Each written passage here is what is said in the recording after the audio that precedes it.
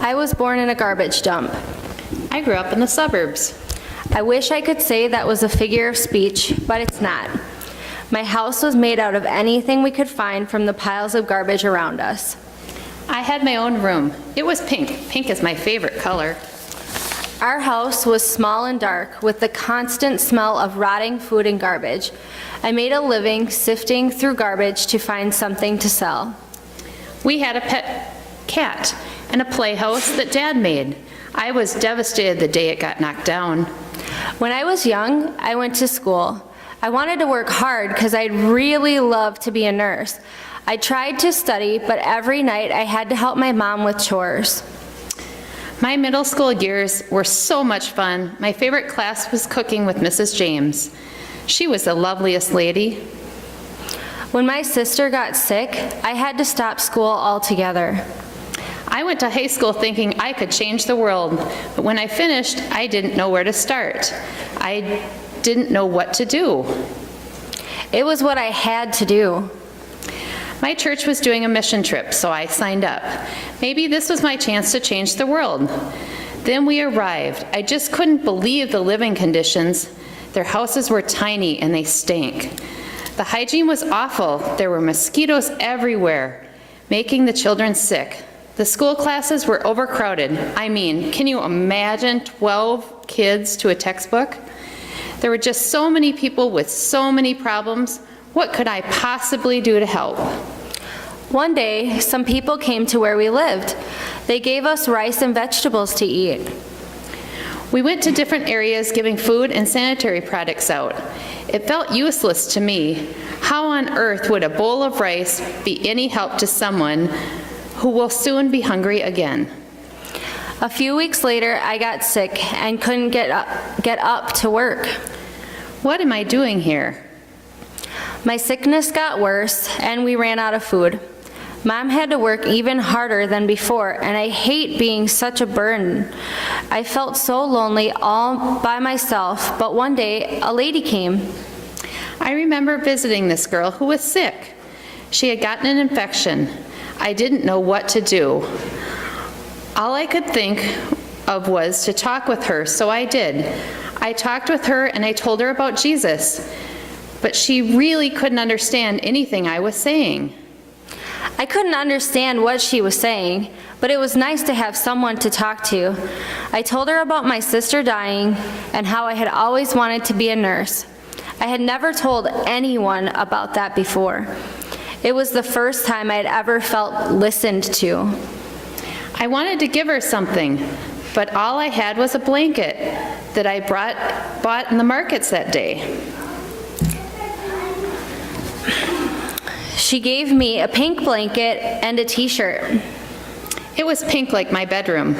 Pink is my favorite color. The blanket seemed pointless in the hot climate. I gave her a t-shirt and told her that she was a princess, which seemed like a stupid thing to say to someone who lives in a garbage dump. It was the first brand new thing I've ever had.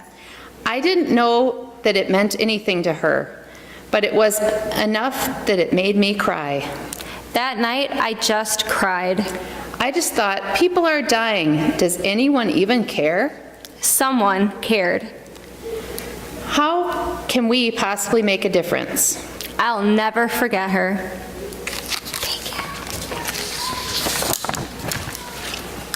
Thank you. So last weekend was our 30-hour famine. We had a ton of fun. We had about 8 to 12 kids here, average of 10 for pretty much the whole weekend, so it was a good-sized group. We partnered with Christ Community this year. They had about 4 kids here. Originally, it was going to be about 25, so our group dropped quite a bit, but it was good. We had a blast anyways.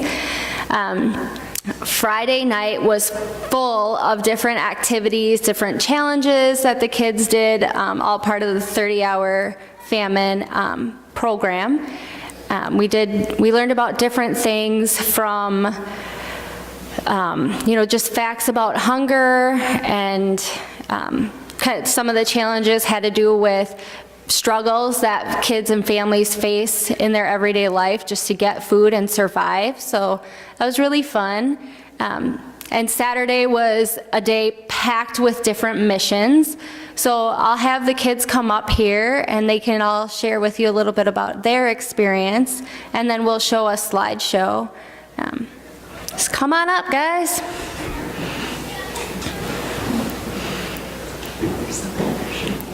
Marcus, you were here.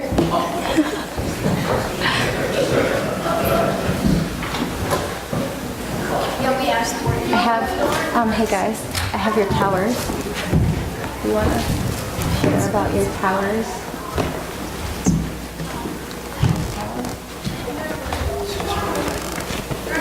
I don't know. No. You can go ahead and start the slideshow if you want. We'll just talk during the show so you guys can see all the pictures and kind of some of the fun that we had. A lot of it is from Saturday because that was our super busy day. But so at the beginning on Friday, everybody got together. We showed a couple clips from the program and had a bunch of discussion questions. So this is one of our challenges. Do you guys want to speak on it? Do you want me to? So the teams were Team Trump and Team Fresh. And then the challenges, there was different things we had to face. One of them was being blindfolded and running for a food of cart, or Yeah, food on a cart. yeah, food on a cart. Yeah. So, yeah, that game got kind of physical because apparently somehow we knocked the cart over like halfway through it. But yeah, and then we had some other games like building these towers. And then like before we even did these games, we had just a game with like one of the balls, and we were just playing outside for like an hour and a half. So it was fun. Yeah, so over here, we have Trump Tower and Team Fresh's Tower. And the challenge was to build the tallest, most stable structure out of the items that they were given. So, Team Trump won. yes, Team Trump dominated this challenge. They cheated. Yeah, then we went to go clean the windows at Colony Court. We cleaned the whole building, and it was like, what, an hour and a half, maybe? Yeah. So that was pretty fun. And then we got to go play at the park because we had extra time, where we played soccer. And then we cleaned the bike paths, and we found some interesting items. Yeah, so I have just a few things here that were on the bike trail. We found a lot of items. Here's a bike gear. It was one of the random items, and then a whole bunch of baseballs and golf balls, which I thought was kind of odd to find on the bike trail. Yeah, it was a really good experience. We cleaned all the way from 4th Street, so just north of Loon Lake Park there, all the way down to the high school, WIS, down by the softball fields and that there. It took us about 2 hours. Was it 2 hours? Yeah, so it was fun, lots of fun. All right, and then like we split up into like, I think it was 3 groups, and we all did different activities in the groups. One of them, it was the one I was taking part in. We were washing windows at the service home, and the people were really happy about it, and yeah. And then another one was some people went to Mankato to pack food, and they fed, I think it was like 1,000 children, right? 1,700 meals.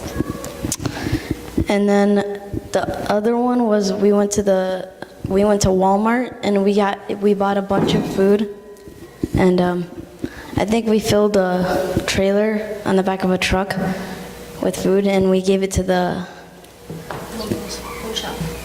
food shelf. So the kids collected 567 pounds of food at, between Walmart, and then some of our younger youth were at Walmart and Hy-Vee during the mornings. And then we also raised about $200 worth in cash donations for the food shelf. So they did a really great job with that. So I went over to Mankato to package food.